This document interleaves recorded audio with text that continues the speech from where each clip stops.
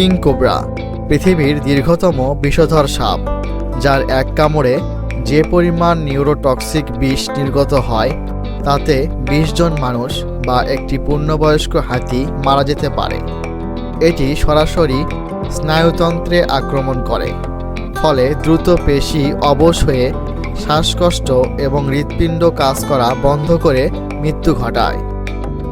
প্রিয় দর্শক, চলুন জেনে নিই কিং কোবরা সম্পর্কে কিছু রোমাঞ্চকর তথ্য।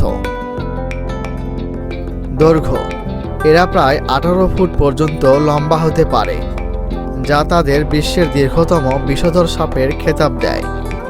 বিষের ধরন: এদের বিষ মূলত নিউরোটক্সিক, যা দ্রুত স্নায়ুতন্ত্রকে ধ্বংস করে দেয়।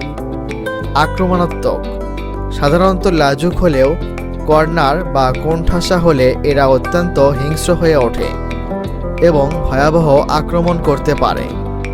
বাসস্থান: এশিয়ার জঙ্গল ও জলাশয় এদের প্রধান বাসস্থান।